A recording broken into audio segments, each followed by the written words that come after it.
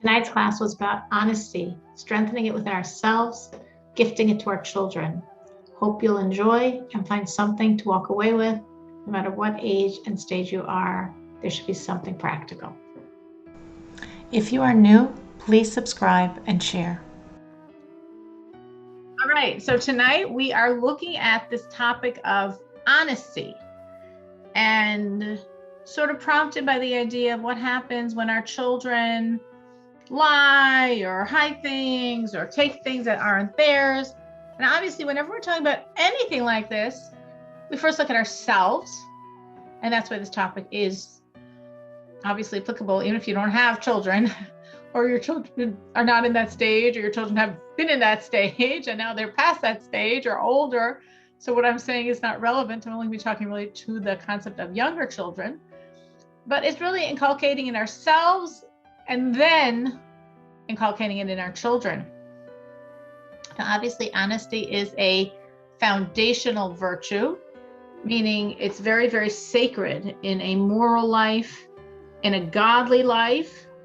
And honestly, it's very difficult virtue nowadays. We live in a very dishonest world where everyone seems to be dishonest. The question is only to what degree. So most people are dishonest, if not everyone, is just honest. And seemingly everyone seems to be getting away with being so dishonest. And if it's in a financial way, people seem to be making a lot of easy money very quickly by being not really so, as we would say, kosher about it, not so honest about it. And sometimes it almost seems foolish to maintain a strict standard of absolute honesty when no one else is. So I think it's good to start when we're thinking about the idea of this attribute of honesty, that we are striving to emulate God. We cling to God by emulating his attributes, his truth, his honesty. So again, why I'm going in this direction first is, and this is not only true for honesty, this is true for anything. If we ever look at someone else intimate in our life, like our children or our spouse, and we want them to become stronger in something, we have to start by strengthening ourselves, even if we are quite good. We are quite honest, or whatever else the virtue is that we're discussing. We are quite good at that. But it doesn't make a difference. If someone in our world is not, we need to strengthen ourselves in that, to up the energy of that, to help the other person. Whenever anyone in your world is suffering in a certain way, like in this case with dishonesty, or it could be with any other issue, when we strengthen ourselves in that area, enhance, and say to God, please take all my brownie points in this realm, all my extra virtues here, and put it in their bank account. Meaning, if I want to help someone else, like in our example here, in honesty, when I add in my own honesty and I say to God, please take all my additions in honesty and put that for my child, put that for my spouse, put that for my sibling, put that for my parent, put that for someone in my world that's weak and suffering in this area. I want to help them, and this is how I can help them. So we always have that ability, not limited to honesty. We happen to be talking about honesty, not limited to your children. It could be for anyone in the world. It could be for a friend. It could be for a colleague. It could be for anyone. Obviously, the closer they are to you, the more. But we always can do this, and it's very, very powerful. But also, there's the idea, especially if someone's living with you, when you strengthen yourself in any attribute, they're going to pick up on it. It's going to spill into the home. It's going to more saturate the environment. So on a very practical level, not only on the spiritual level, that the more you strengthen yourself, you're telling God to give it to them, but also on the very practical level, if it's in the air, if it's in your home, the people in your home are going to get affected. Now you could say, but I am honest. I'm actually very honest. Everyone thinks I'm crazy honest. True. But some people need more than crazy. Some people need more than 100% for it to be strong enough to spill over and affect the other people in the home. So we said, when we see people that are dishonest and we sort of wonder, like, why am I crazy? That I'm trying to emulate God, be godlike in my attributes as much as a human can. Of course, our human attributes are quite limited, but still, I'm trying to be godlike in my attributes to emulate him. And this is definitely, his signature is honesty. Also, just to remind yourself, when you're wondering, are you crazy? No one ever gets away with anything. No one ever gets away with anything. We look at so many people doing so much wrong, and it seems they're getting away with it, and no one ever does. We just don't see the consequences. And sometimes the person themselves doesn't connect the dots, and they can think they're getting away with this, and the meanwhile they're suffering here, but they don't even link this suffering with the wrong they're doing. I mean, whatever. I'm getting away with this and I'm suffering here. No. God isn't random. Everything is very precise. Everything good, God always repays. And the opposite.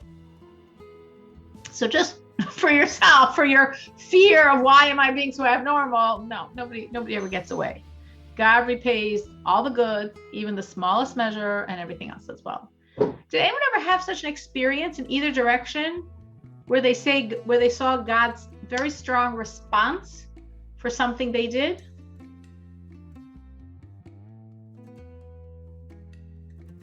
Like maybe something good you had done, and then you saw how God paid you back in a way you were like, whoa, I didn't know it was that important.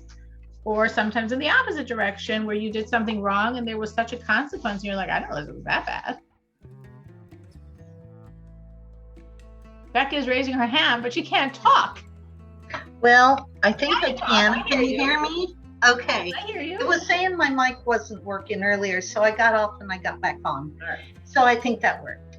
But I think that in my line of work, I don't work it very much, but in my line of work, home care, people have always said how they know that I'm honest, and they appreciate that. And because they're older or they're sick and they feel very vulnerable, and the fact that I'm honest, helps me get work whenever I want it, because they're like, we want her, we know she's honest, which I haven't always been honest. So that would be the thing where I can see that I was rewarded with work for being honest. I did see maybe some negative results from not being honest earlier in my life. I think the reason why I wasn't honest was because I felt vulnerable. I felt like if I tell them the truth, if I tell them what I really did or what I'm really like, they'll be either really angry or they won't like me, or, this or that. So I can't tell them, so I would make up a little thing, and sometimes usually the truth would come out anyway, whether I wanted it to or not. And then I had to face the consequences. So you didn't only mean, I'm sorry to interrupt, but I didn't only mean in honesty. I meant, we're talking about honesty, but this is a broader concept of God always repaying any little good we do or anything else we do. There's always a consequence. So I think your example of your honesty and your work ethics and how the automatic natural payback is work whenever you want it, that was a great example in terms of honesty and how you see practically you're paid for that. But I actually meant in anything we do. It could be any good thing you've done where you've just seen that God I really appreciated that, really came through for you in something. or sometimes in the other situations. I might have one that would work. Let's hear. So, a number of years ago, my husband and I were in a situation, and let's just say the choices that we were making with our living at the time really upset one of my sisters, and she was furious at us to the point where we would not be invited to like family functions for fear that she would blow up at us. But we didn't make a big stink about it. We just figured we'd get invited to what we were, and we knew that for all the parties involved, it was fine, but she had a different interpretation. And the bottom line was, we didn't try to confront her about it. We didn't make a big deal out of it. We just figured, okay, she's just going to be mad, and that's just going to be the way it is. Well, a number of years later, she actually came to both of us in front of our parents and apologized. And we were shocked. She gave us just the most sincere, heartfelt apology, and it was wonderful. And my husband, I mean, our jaws were just like on the table because it was out of the blue.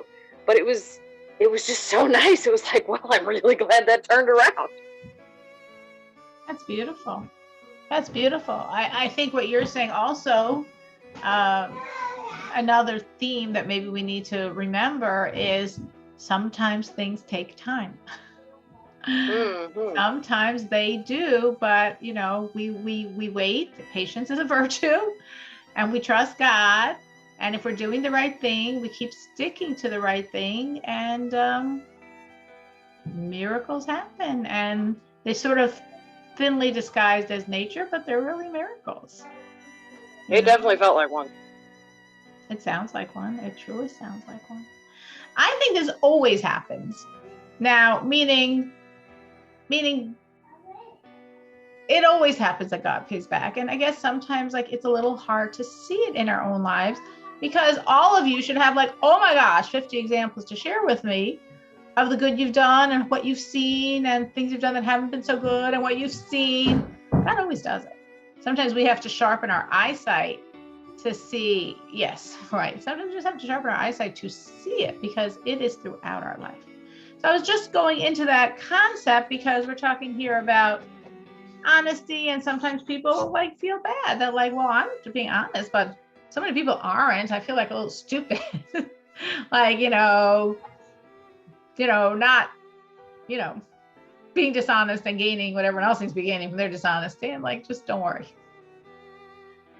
God knows all. God repays all. And just like Becca said so beautifully, that her honesty just paid back in such a simple, obvious way with her own work. So too for all of us, and not just in honesty, in every good thing we do. So there's a very famous sage, a famous elder of the Jewish people. His name was Rabbi Yochanan, the son of Zakkai. You might see as Yochanan ben Zakkai. Ben means son of. And on his deathbed, he was the leading sage, the leader of the Jewish people. Very illustrious person. I'm not going to go into his whole, bio, but a very, very great Jewish leader. And on his deathbed, his students, he was the main teacher of the Jewish people at that time, said, bless us, teacher, bless us. Rebbe, bless us. So he gave them a blessing. And his blessing was, I bless you that your fear of God should be like your fear of man. And they were like, huh? That's the great blessing of this greatest sage of the Jewish people on his deathbed. Like, this should be like the top of the line, and fear God like man. That sounds like. So he said, yes, because when someone's watching, you don't sin. And I want you all to have that very simple, basic virtue. Know God is always watching. Really inculcating yourself, God is always watching. Then you would stay so sin-free. I mean, just like if we could, sometimes think like, nah, I'm not like that. Well, do you treat your children the same when other people are around or when nobody's around? Or for some of you might be, do you talk to your husband the same way when nobody's around or when other people are around? Or somebody else in your life. But it's like, no, we're a little bit nicer. We're a little bit calmer. We're a little bit more respectful. We're a little bit more thought out when other people are watching. Our show is up, we're at our best, and our best is pretty nice. So that's what Rabbi Yochanan ben Zakkai was saying to his students. You have a certain fear of what people are going to think of you. And that helps you behave better. Well, how much more so should you have an awareness of God who's always watching you? This is actually the foundation of the Shulchan Aruch, which is the code of law, not the abridged code of law, but the real deal code of law. What's the foundational concept? I place God before me always. That is the first concept. Dead center, there's God. He's in my life. He's in my world. He's always watching me. And that awareness of his always watching changes how we behave. That's the concept, actually, of the men in Jews, among the Jews that wear the kippah on their head, which usually you might hear called a yarmulke, which is a tremendous distortion of the original words, but you see how things get mangled over centuries. The original words are Yira Malka, that we call a yarmulke. And Yira Malka means fear of the king. So the idea of wearing that on your head is like a constant reminder there's something over your head. Notice women don't have to wear one because we're very godly and spiritual. We know. We don't forget so fast. But the men need the reminder. So they have this on their head, a constant reminder, there's something over my head. There's a force. And that's really the most basic idea you want to give your children as well. We're not in a jungle. It's not the biggest bully on the block. There's a God, and he's always there, and he's always watching, and we're always in his presence. And with that awareness, we live our lives. Again, it doesn't have to be, that sounds sort of like a fear-based approach, and I'm not advising a fear-based approach. I'd want you and I'd want your children to have a joy and loving-based approach. So, but it's this sense of like, God's always watching me. I don't want to disappoint him. I don't want to let him down. I want to make him happy. And giving your children this message of, like when you do something good, God is so happy. And nothing makes me happier than knowing I made God happy. And like catch those examples for yourself, share it, and for your children. Just think how God is so happy right now. And we made God happy. And nothing makes me happier than making God happy. So that concept again and again and again is conveying the same idea I was just saying, but again, not in a fear-based fashion, in a much more positive, joyous fashion, but the same idea. God's always watching. God needs us. God relies on us. And we just made him happy. And we want to train ourselves and train our children that that's how we think, that God's always watching. And I'm so privileged if I can do something that makes God happy. And there's nothing that gives me more joy than knowing I gave God joy. So we want to start, when we're talking about this idea of honesty, inculcating this in our children, first by our sterling, beautiful example. And whatever we have a passion for, they will absorb, like it or not, if they want it or not. So if you are ultra focused on honesty and like just exuding it and talking about it and into it, and you could talk about your challenges, you could talk about going beyond what God's requiring for the sake of honesty. The cashier didn't realize, she undercharged me, she gave me too much change. I didn't realize till I left the store. I was ready to go back into the store. And I said, you know what? My honesty is worth more than my time now, my efforts, the change, the money. And I'm going back because I always want to preserve my honesty. And just like flood your kids with these types of stories. Real life stories, things that really happen. Don't make them up, but just like talking to them about it. So it's sort of like it or not, this is their reality, because it's so much, the house is so saturated with your passion for honesty. So talk about it, and then talk about it, and talk about it, and it's like almost they don't have a choice. Your point of passion in a healthy, loving, respectful relationship. You need a healthy relationship and a loving relationship and a respectful relationship. But if you have that healthy, loving, respectful relationship, your point of passion is going to become theirs. And this is true for everything. It's obviously not only true for honesty. We're just happen to be talking about honesty now. Now, obviously, every child is different. And if you have 3 children, you could have the same passion and talk about it and love it and live it and breathe it and sleep it and eat it. And you see each child like gets it a little different. Well, obviously that's true. Some children take it more, some children take it more deeply. Some people have nature or strengths or challenges that help or block the process. But we always have to remember that true words from our heart penetrate the other person. So if I have this ability, this is my child, I got a lot of opportunities to talk to them. So true words from my heart, and more true words from my heart, and more true words from my heart are going to penetrate every child. And even the child most resistant, even the child who by his nature, by his soul energy, has the most blockages to whatever it is I'm trying to convey, it will soak in, it will penetrate. The more consistent those words are, the more they will soak in. What I mean by consistent is, it's not like, oh my gosh, today you're in a panic because you saw them doing something dishonest, so you're talking about 10 times today. No. I mean consistent, like consistent. It's just a constant theme in your life. Forever? I don't know forever, but forever long you feel your home needs it. It's just something you know you talk about. Something on your mind, something on your heart, and something you keep giving over and keep giving over and keep giving over and keep giving over. So what do you do if your kid's going through a dishonest stage? So the first thing to figure out is this a stage? Is this a stage?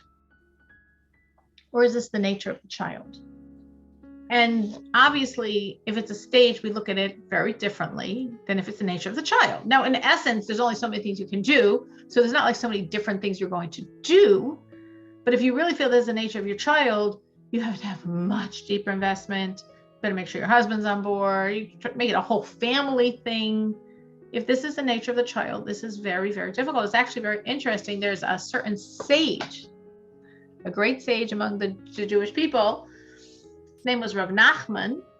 And before he was born, his mother was told by a stargazer, that child inside of you was going to be a thief. And she was like, whoa, she was a virtuous woman. She did not want her child to be a thief. And I mean, I don't know that she went and asked a stargazer because they're not allowed to do that, but maybe the person gave her free information. And she said that from when he was a child, she always, remember I spoke about the yarmulke. So she might have initiated the concept because she always had a covering on his head that he should, but she kept telling him, even as a baby, this is, if you have an awareness of God, and she kept praying for him. And she kept that thing on his head and she kept praying for him. And he grew up to be a very great and very sin-free sage. He had a tremendous, he had an exemplary fear of sin. He's considered like the paragon of that virtue. And it's considered completely to his mother's credit. And there's even a story that once the head covering slipped off and then he almost did something wrong, the temptation right away came into his head. The stargazer knew what she was talking about. But quickly, she prayed and solved the problem. So I think that's an amazing story because we're talking here, it's interesting because we're talking here about someone that could have just been regular and his mother would have just been regular with him and he would have grown up to be some regular, nice person. But she was so focused because she knew his nature from his birth. She knew this is his nature. He has this weakness in his nature. So she always kept his head covered, not his face covered, but his head covered. They should always be aware God's watching you. God's on top of you. You're always in God's presence. You're always in God's presence. And she kept praying for him and she kept praying for him and she kept his head covered. I don't know for how many years, but we view it as to her credit that he grew up to be such a great godly, pure sage, such an amazing person. So that shows mothers have a lot of power. We do. We have a lot of power.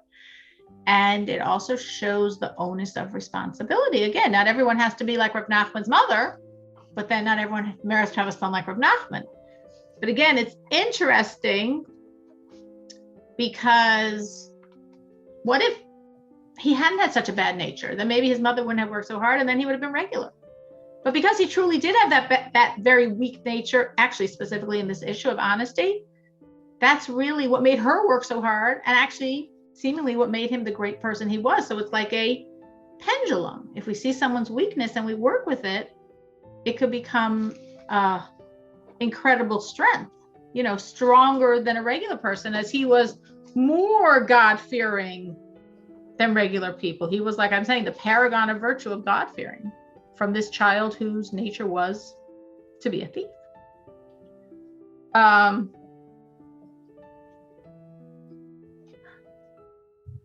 Okay, so most of the time with your children, you should assume it's a stage. Even though here Reb Nachman did have this as his nature, but I think a lot of kids go through a stage of being dishonest. So if it's something you've seen since they're born, then it's probably not a stage. But if it's suddenly happening and it wasn't happening before and you're sort of surprised why they're behaving this way, I would assume look at it as a stage. If it's nature, again, you're gonna do the same things, but you need a lot more work. Before I keep going, because I'm talking, no one's saying anything. Any questions, comments, anything anybody wants to add to this so far? Becca? Well, you mentioned trying to determine whether the child, it's like with my grandson, my daughter was having trouble with him lying. Well, and I wanted to determine, is he really lying or is he just trying to tell a story?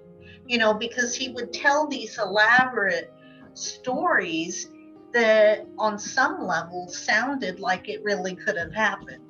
So I would say now, if you're telling a story, if this is a story, then you have to tell people this is a story that I'm making up, and that's okay. You can tell a story. But I said, now if you're telling the truth, if I call your mom or if I call your dad and tell them what you told me, will they tell me that it's true? Because he would say, oh no, it's true. And I'd say, okay, so if we call your mom, call your dad, will they say that it's true? Oh yeah, they'll say it's true. And then we would go ahead and start to call, and he's like, no, it was this, so he was really pushing the envelope on it. And I don't know, she still says that she has trouble with him doing this, telling these stories. So I don't know what I can do as a grandma other than what I've already done. Well, as a grandma, again, I know, because I assume the grandson that you said is in your house a lot. So you can do the best you can in your home. And again, words that are true, words that come from our heart, penetrate. So we believe in that. Obviously, a grandmother has less impression, less influence than a mother. A grandparent has less impression than a parent. But he's in your house. So when he's in your house, you're, you can try to do some of the things we're going to talk about, and you could share them with your daughter in terms of, will this help or not? There's always, the God factor, but we definitely try to do our part. Not everything. Obviously, there's many more things than I'm saying. I'm just giving a few ideas that I felt were relevant. Anyone else have something they want to add? Comment, question? Okay. I think it is difficult to figure out, like, if it's nature or if it's a phase. I know you said, like, if it's something that's suddenly changed or if it's something that's continued, but if you have a young child that maybe you've noticed it progress over time, it's kind of hard to decide which it is.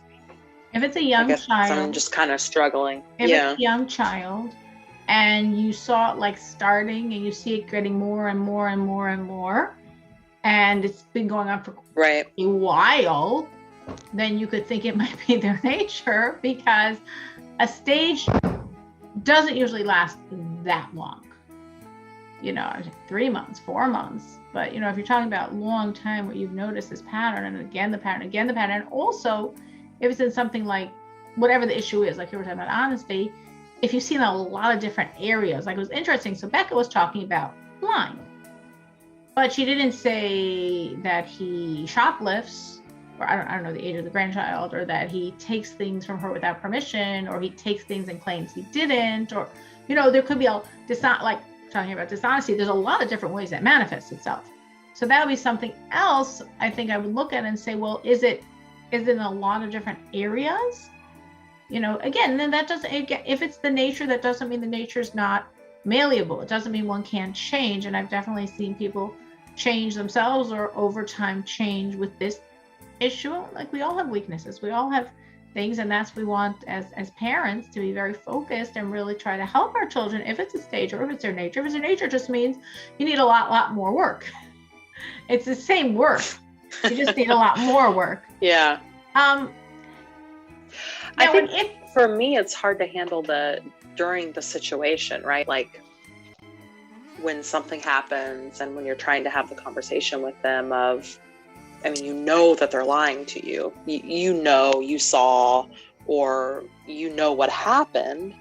How do you handle the situation? Because that they're lying to you. You don't want to trick them or, try to make them feel bad, but what they're doing or saying is a lie. Like, did you take that from somebody? And that they did. But they're saying, no, I didn't take that. I don't know how that got here. I wouldn't say, did you take that? Okay. Because if this is a weakness of theirs, why are you setting them up to lie? You're just digging their grave deeper.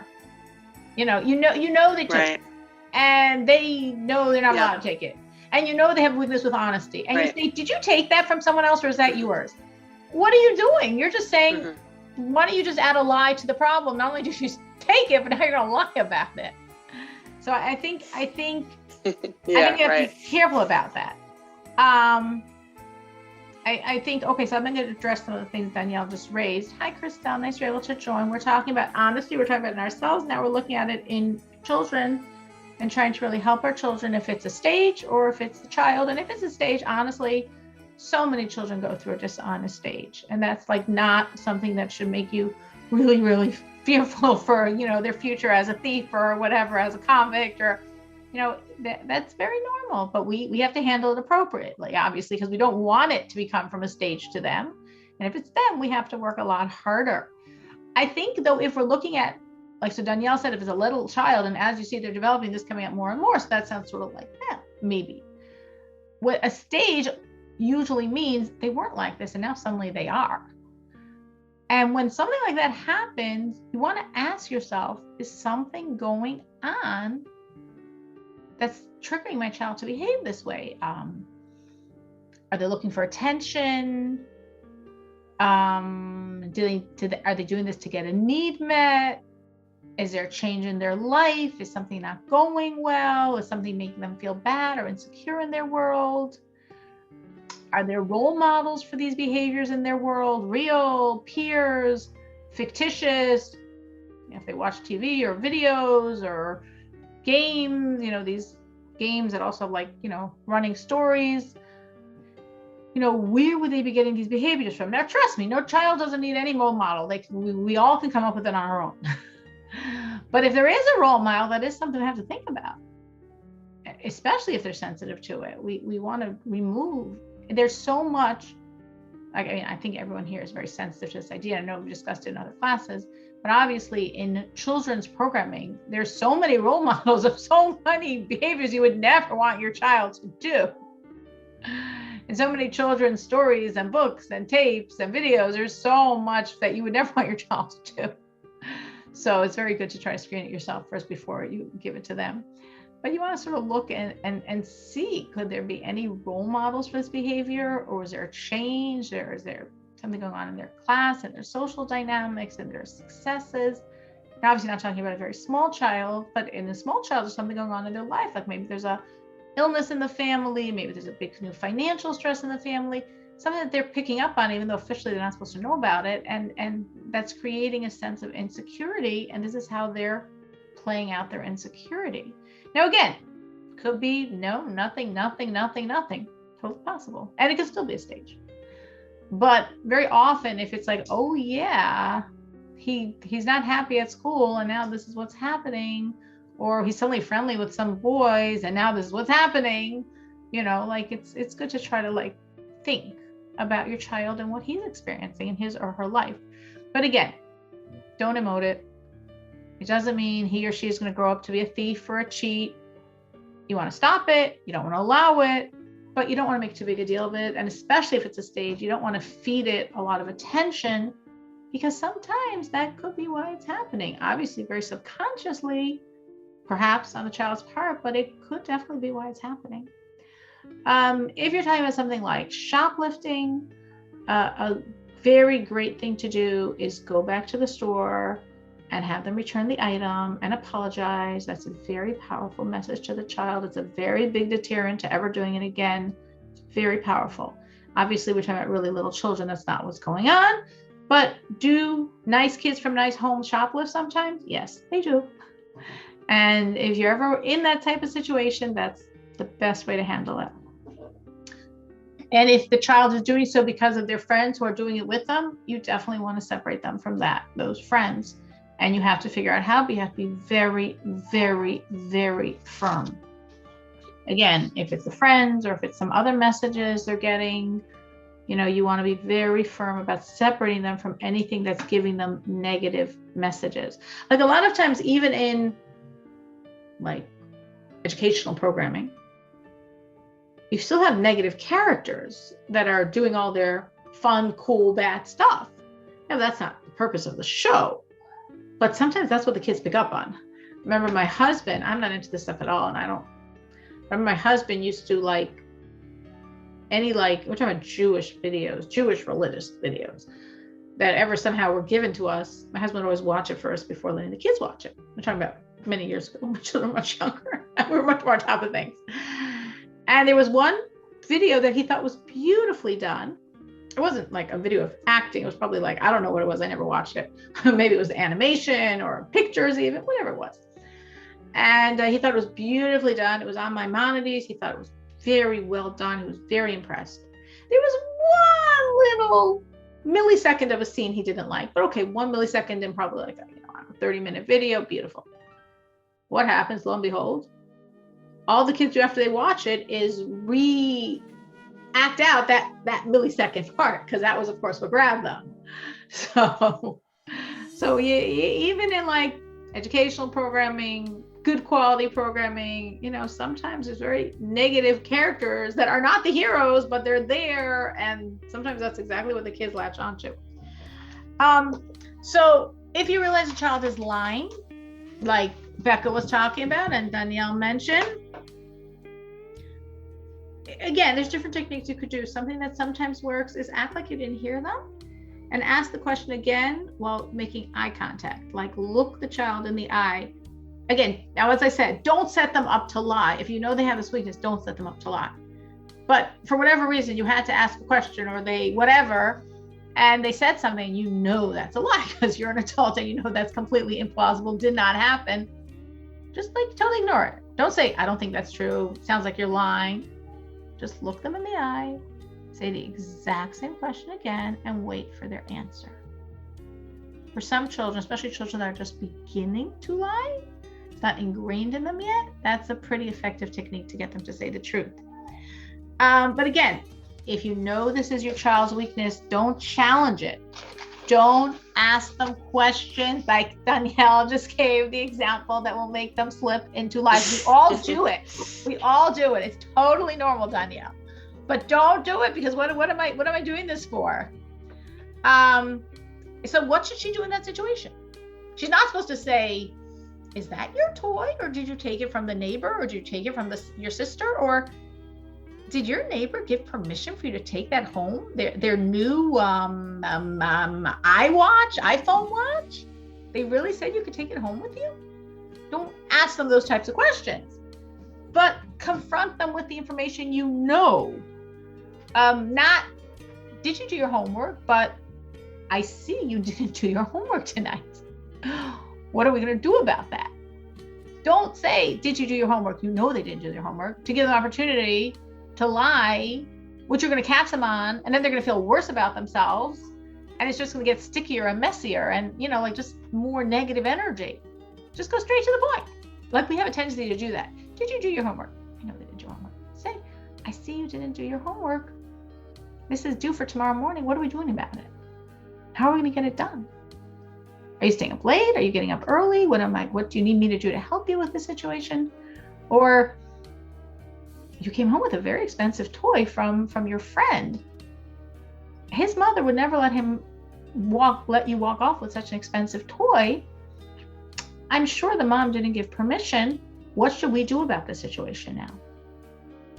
So don't let them get into the, like Becca said, that hole of like she was saying when she was a child, of like saying the lie, then the lie comes out, then you feel worse because you feel so stupid and exposed and feel bad about yourself. So like let's not go into those situations.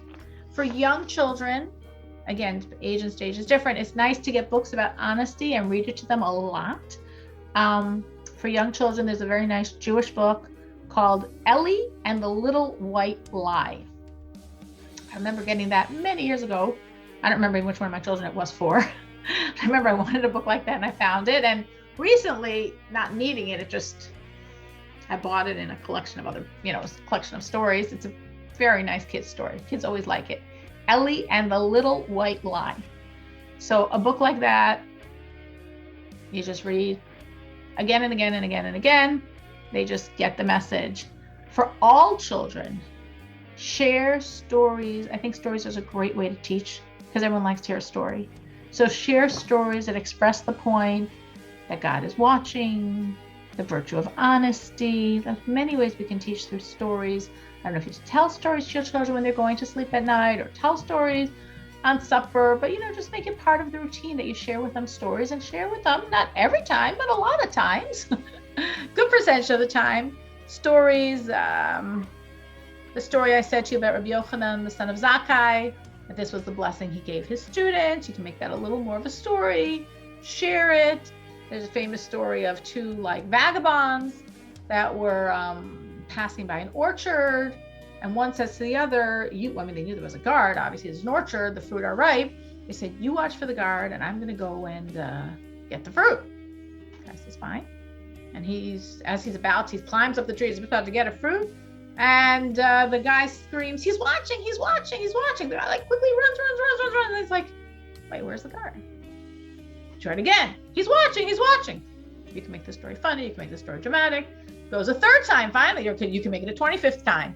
He says to his friend, what are you talking about? Why do you keep saying he's watching? I haven't seen this guard once. He says, what do you mean? God, he is watching. Those types of stories are great. They're easy to say, they're funny, or they're dramatic, and children get the message. In other words, it's like you want to inculcate, teach. On a level a child understands the virtue of honesty, so you keep talking about it. You keep talking about it yourself. You keep talking about your challenges with it. You keep talking about your triumphs with it. And tell them lots and lots and lots of stories that all one way or another revolve around these themes. When children are hiding things, it could be a fear that they're not going to have what they need. They're sort of squirreling it away. Some kids do that. So if a child is hiding something, you want to sort of check, are his needs or his assessment of his needs being met? That he has what he needs, so he shouldn't have these fears. That the house shouldn't give this unstable message. The conversation in the house shouldn't be about scarcity, shouldn't be about money concerns. In other words, a lot of times we as adults have money concerns. The children shouldn't hear it. I know this is a difference of opinion, and some people feel children should hear it. So I could people could disagree with me, but I feel you want your children not to grow up with fear that and also children in their heads, they exaggerate things, they misconstrue it. They hear their parents arguing and thinking there's a divorce. Things blow up in their heads. So in your head, a money concern is a very manageable thing, but the kids feeling it can feel very big and very scarcity, very we're not having, our needs aren't being met. So I think in general, with your children, if there are any things along those lines going on, any stresses, kids don't have to know about it. I can't talk about it. Old-fashioned way, behind closed doors. Yeah, that's a good approach. Now, again, I don't mean, now we're moving from little kids to older kids. I don't have any problem with giving a child of mine a message what you want is very expensive and that's out of our budget. I don't think that's a bad message to give a child, because I think a child should grow up appreciating and valuing that you don't just buy and buy and buy and buy, and you don't need to buy and buy and buy to be happy. So it's sort of a balance. It's sort of a delicate balance, but I think the delicate balance is in the house, a sense of bounty, a sense of joy, a sense of confidence. And at the same time, the message being well, that's a lot of money to spend on something like that. Do we need to do that? Do we want to do that? Is that worth it for us? Many, many times with my children, I've said, if you really want it, you spend half, I'll pay half. Again, it's not that I necessarily can't afford the whole thing, but I want to give them a message. Or I sometimes tell my children, I know other people are doing this. That's a lot of money. That's not something we have the budget for. But I'm not giving it from a place of fear, we don't have money, tension, we don't have money, our needs are met, everything is fine. And that's something we don't have money for, and that's totally fine. Thank God. We're happy, we're fine, all is good, and we don't have money for that. So it's sort of a delicate balance. I'm maybe a little bit rambling here, but I just want to give you a fuller picture on this idea. But if going back to that idea of the child squirreling things away, now again, sometimes I've seen this with children who whenever they get a treat, a candy, chocolate, they'll squirrel it away. It's not a question of a sense of no money in the house. It's just no food like that in their house. And again, it's okay to save, but if it becomes sort of this compulsive thing, then it's not quite dishonesty. It's just, we want to make sure there's enough there that they don't have this feeling of I've got to hold on to this because I don't know when I'm going to get it again. If a child is taking something not theirs, stealing toys from a sibling, everything I'm saying also depends on the age and stage of the child. Some of the stuff I'm getting me more for really younger, some for a little bit older. But you could say to the child, you're probably very sad inside to take your sister's toy, your brother's, to hide your sister's toy. Do you know why you're sad? And they might not know. They might not even know that they're sad, but maybe when you say it, it's going to help them sort through their own feelings. And then you give them a time. They might or might not have anything to say, but you want them to think about it. Did you do it to make her sad? And then what else can we do when we're sad? And the feeling might be sad. It might be mad. I'm using the word sad, which is a softer term. But you want to start having those conversations with children. Even when children are very young, you want to give them tools. You want to give them tools to try to help them figure out a healthy way to handle their emotions and not do these types of things. A very cute story, maybe I've shared, maybe I haven't, with my special needs son who just turned 9. So this was a year or two ago, for over a year ago, might have been 2 years ago. And his older sister was having a meltdown, and she was on the floor having a real big meltdown. And he's, special needs and nonverbal. And he goes over to her and he says, sad. And he shows with his eyes tears. And she ignored him or pushed him. She didn't say anything, just whatever, get out of here.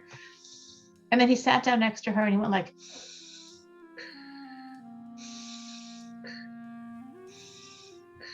said 1, 2, 3.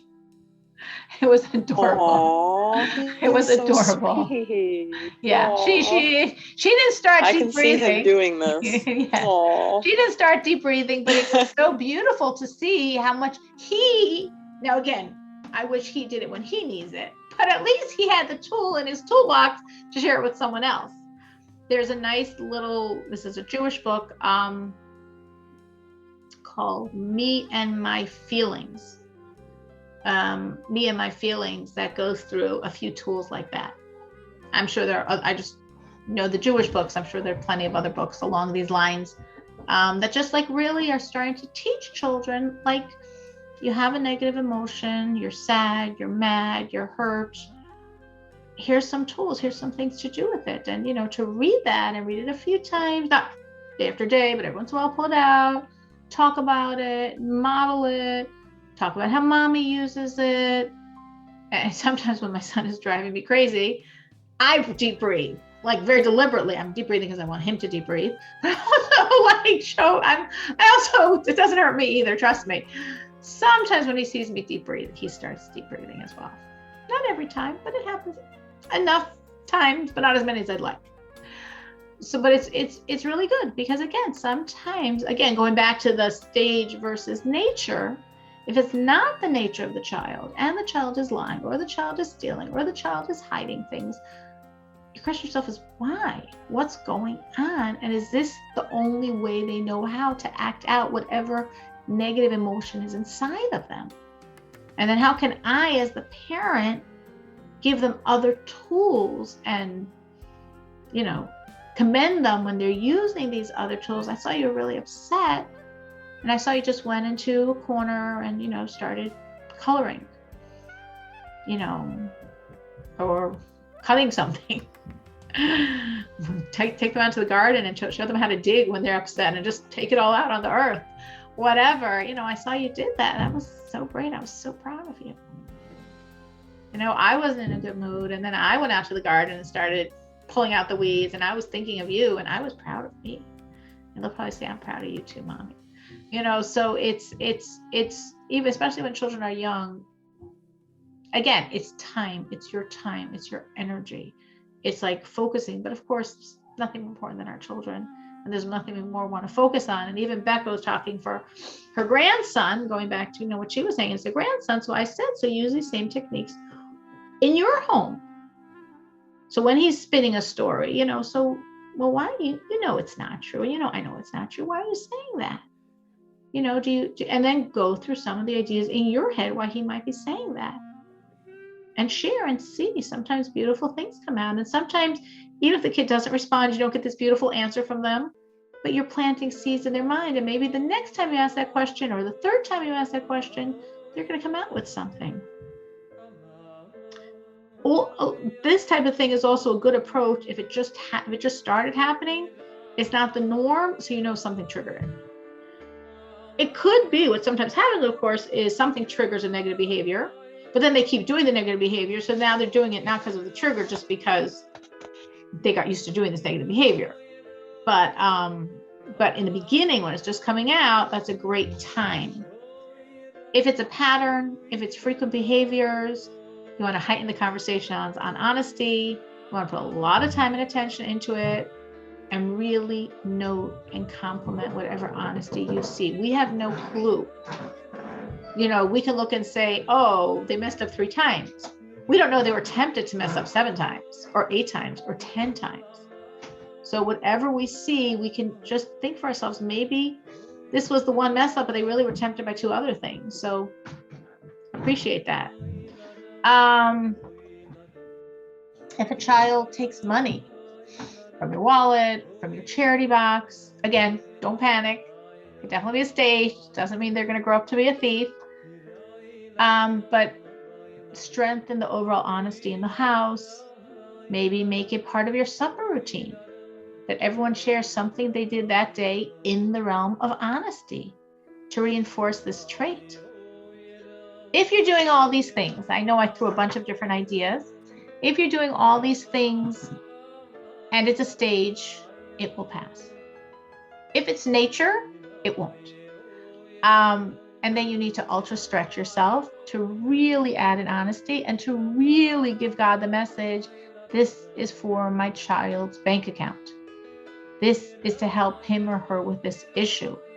And at the same time, practically, like if you know this is your child's weakness, remove temptations. Like we were saying, don't ask them, did you do your homework, when you know they didn't and you know they have this weakness.